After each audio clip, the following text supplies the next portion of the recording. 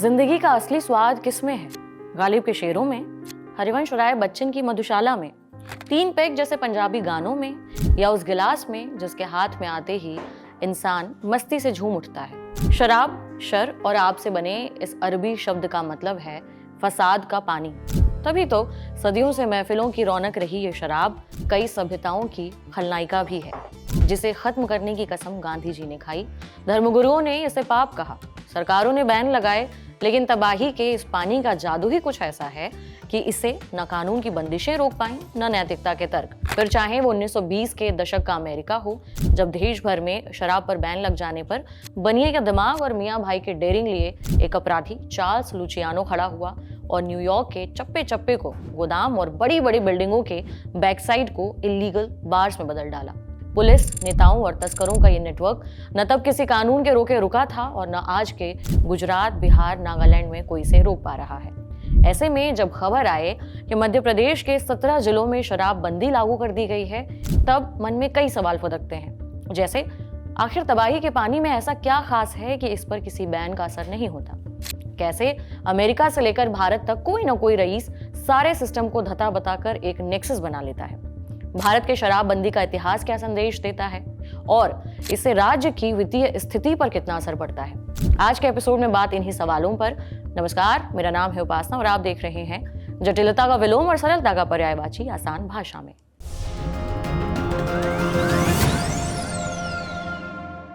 अब कुछ पॉइंट्स पर गौर कीजिए। पंजाब में 1996 में लागू शराबबंदी महज 1 साल में खत्म कर दी गई। कर्नाटक में 1948 में कई जिलों में शराबबंदी की, लेकिन 1965 में इसे हटा दिया गया। केरल में 1950 से 1967 तक प्रतिबंध चला और फिर समाप्त हो गया। आंध्र प्रदेश की कहानी सबसे दिलचस्प है। 1937 से 1968 तक शराबबंदी रही। 1994 में इसे दोबारा लागू किया गया, लेकिन 3 साल बाद फिर कानून वापस ले लिया गया। मणिपुर में भी 30 सालों तक प्रतिबंध रहा, जो 2023 में समाप्त हुआ।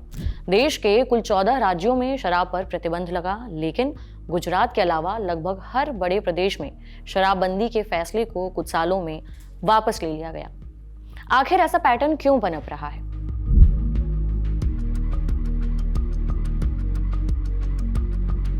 अर्थशास्त्र में 2 प्रमुख थ्योरी चलती हैं, जो ये बताती हैं कि सरकार किसी चीज पर प्रतिबंध क्यों लगाती है। पहली है हेल्पिंग हैंड थ्योरी, जब प्रतिबंध जनता के भले के लिए लगाया जाता है, और दूसरी है ग्रैबिंग हैंड थ्योरी, जब सरकार अपने या किसी विशेष वर्ग के फायदे के लिए प्रतिबंध लगाती है। शराबबंदी के संदर्भ में कौन सा सिद्धांत लागू होता है? हेल्पिंग हैंड थ्योरी के हिसाब से जब बाजार जनता की भलाई सुनिश्चित करने में असफल हो जाए तो सरकार का हस्तक्षेप आवश्यक हो जाता है।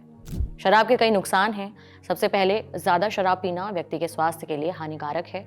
दूसरा, परिवार में महिलाओं के साथ अत्याचार के मामले बढ़ते हैं। शराब की वजह से समाज में क्राइम, रोड एक्सीडेंट्स जैसी घटनाएं भी बढ़ती हैं। इन समस्याओं को देखते हुए सरकार कई कदम उठाती है, जैसे शराब पर टैक्स बढ़ा देती है ताकि लोग कम शराब खरीदें, शराब पीने की आयु सीमा तय कर देती है। लेकिन जब इन कदमों के बावजूद टैक्स बचाने के लिए अवैध शराब का कारोबार शुरू हो जाए या शराब के कारण डायबिटीज और हाइपरटेंशन जैसी बीमारियां बढ़ने लगें, तब सरकार को प्रतिबंध लगाने का फैसला करना पड़ता है। इस स्थिति में सरकार का उद्देश्य जनता की भलाई होता है, जबकि ग्रैबिंग हैंड थ्योरी मानती है कि प्रतिबंध लगाने में सरकार का उद्देश्य अक्सर जनता का भला नहीं बल्कि अपना या किसी विशेष वर्ग का फायदा होता है। जैसे बड़ी शराब कंपनियां मिलकर देसी शराब पर बैन की मांग करें, या नेता महिला वोटरों को आकर्षित करने के लिए शराबबंदी का वादा करें। माने इस केस में राजनीतिक या आर्थिक लाभ केंद्र में है। साल 2004 में यूनिवर्सिटी ऑफ लंदन में एक थीसिस छपी, a micro econometric analysis of alcohol prohibition in India. इस थीसिस में 1947 से 2001 तक किए गए शराबबंदी के फैसलों को एनालाइज किया गया, जिससे कई रोचक बातें सामने आईं। शराबबंदी की नीतियों में ग्रैबिंग हैंड थ्योरी अधिक प्रभावी दिखती है, यानी सरकार ने अपने राजनीतिक फायदे को तवज्जो दी। खैर, हर बैन की यही कहानी है, दिखने में हेल्पिंग हैंड और असल में ग्रैबिंग हैंड। साथ ही शराबबंदी का चुनावों से भी सीधा ताल्लुक देखने को मिला, खासकर ग्रामीण इलाकों में। नेताओं ने इसे वोट बटोरने का एक तरीका बनाया। इसके अलावा जिन राज्यों में शराब का उत्पादन कम था, उन्होंने शराबबंदी की नीति का इस्तेमाल केंद्र सरकार से फंडिंग पाने के लिए भी किया। माने एक तीर से 2 निशाने, एक तरफ वोट, दूसरी तरफ केंद्र सरकार से फंडिंग।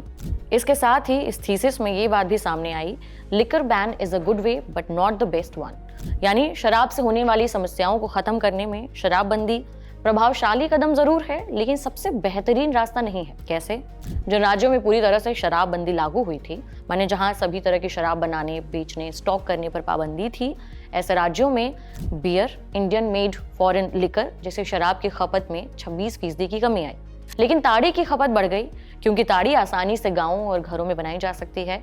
जिन राज्यों में आंशिक प्रतिबंध थे, जैसे देशी शराब पर बैन था, वहां ताड़ी की खपत तो कम हो गई, लेकिन बियर और इंडियन मेड फॉरेन लिकर की डिमांड करीबन 13% बढ़ गई। इस थीसिस में शराबबंदी के एक स्पिल ओवर इफेक्ट का भी जिक्र है। स्पिल ओवर इफेक्ट यानी जब कोई खराब घटना किसी दूसरी खराब घटना की वजह बन जाए, जैसे ट्रेन लेट हो गई, इस वजह से किसी का इंटरव्यू छूट गया। ऐसे ही शराबबंदी की वजह से राज्यों में बीड़ी और सिगरेट की खपत बढ़ गई थी। शराबबंदी ने हाउस होल्ड एक्सपेंस यानी जो घरेलू खर्च हैं, उस पैटर्न पर भी बहुत अच्छे और बुरे असर डाले। जैसे राशन पर खर्च बढ़ गया। इसकी 2 वजहें थी।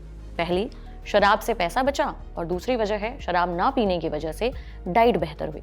लेकिन शराबबंदी के बाद शिक्षा और कई घरेलू उपकरणों पर खर्च घट गया, क्योंकि लोगों ने मनोरंजन की चीजों पर अपना खर्च बढ़ा दिया। इसके अलावा शराबबंदी की वजह से कालाबाजारी बढ़ी, जिससे संगठित अपराध और हिंसा को बढ़ावा मिला। साथ ही सरकारी खजाने को भी नुकसान पहुंचा।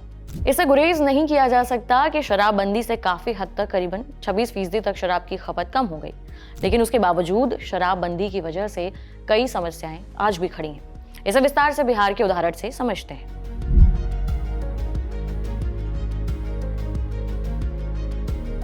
द लैंसेट नाम की एक अंग्रेजी जर्नल है। इसने मई 2024 में बिहार की शराबबंदी के ऊपर एक रिपोर्ट छापी, effects of a large scale alcohol ban on population. इस रिपोर्ट में बिहार की स्थिति की तुलना उसके पड़ोसी राज्यों उत्तर प्रदेश, झारखंड और पश्चिम बंगाल से 3 पैमानों पर की गई। पहला, शराब पीने के मामलों में कमी। दूसरा, स्वास्थ्य पर प्रभाव। और तीसरा, महिलाओं के साथ होने वाली हिंसा। रिपोर्ट में कई रोचक चीजें सामने आईं, जैसे शराबबंदी के पहले बिहार में लगभग 15% पुरुष हफ्ते में कम से कम एक बार शराब का सेवन करते थे। हालांकि 2019-21 आते आते ये आंकड़ा घटकर आधा रह गया। इसके विपरीत पड़ोसी राज्यों में शराब पीने वालों की संख्या तकरीबन उतनी ही रही। स्वास्थ्य के मामले में भी सुधार दिखा।